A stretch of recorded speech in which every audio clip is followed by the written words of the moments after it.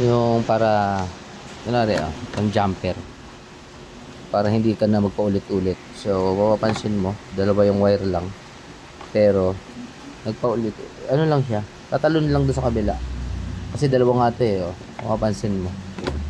So hindi naman pwedeng apat yung manggagaling doon, tig dalawa. So dito ka na mag jumper din.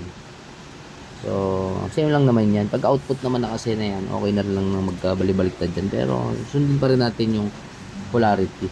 So doon tayo sa standards. So kung positive, puro left tayo para hindi tayo nalilito hanggang mamaya. So kung mapapansin to, hindi ko naman pinutol to. Inano ko lang yan, binalatan ko lang. Para hindi maputol. So parang ano lang siya, kinano lang,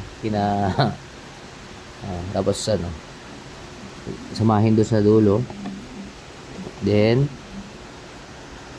higpitan.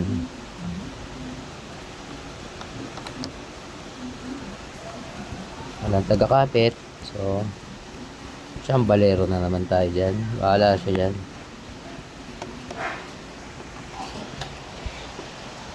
Pangit talaga pag isang kamay lang muna pala sandali.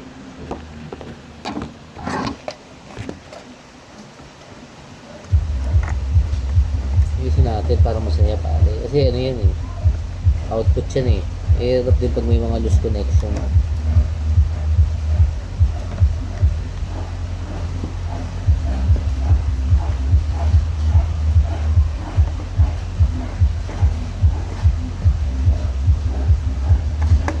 Okay, sinin nyo naman. So standards pa rin tayo.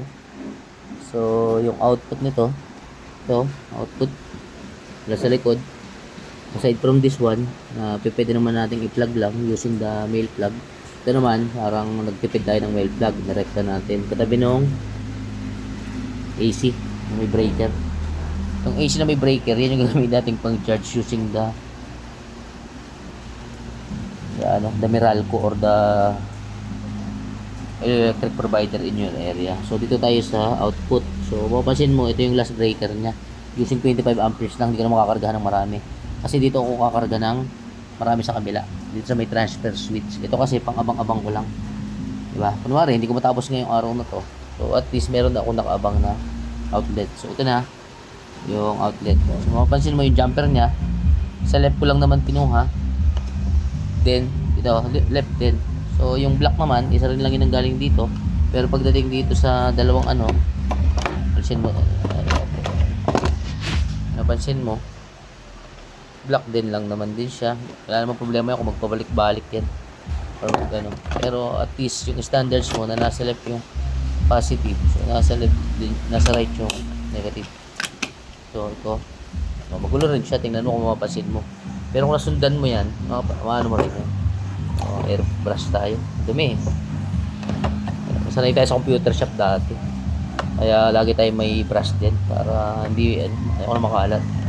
So pansinin mo, pwede na nating yan bawasan natin konti yun para masaya, diba? Kasi hindi masyadong madumi naman yun. Pangit din naman akong iikot pa, although pwedeng ikot pero maakas na sa wire sayang kasi ito naman kasi pag may takip na to, alam mo naman, ginawa na rin ng marunong yan. Diba? Diba? Alam mo, marunong na rin gumawa niya pag may mga ganyan-ganyan na yan. So, ano natin? Yun lang naman, techniques in wiring para makatipid. Kasi yun yung, hindi ko pa nagagamit yung mga tira kong yun, yung mga bago kong bili. Kasi pang dito yan. So, ito muna tayo. At least, meron na siyang output dyan. So, ready to na rin yan. So, this one is, nakaabang papunta doon. So, may kanya-kanya kanal na rin yan. Para maganda. Yung mga balancing. Kung makapansin mo. Diba? Kasi yung mga, siya. So, ATS na yan. Mamaya, banata natin yan. So, that's all. For the meantime, continuous, upload. Para, maka-decongest ng, ng memory.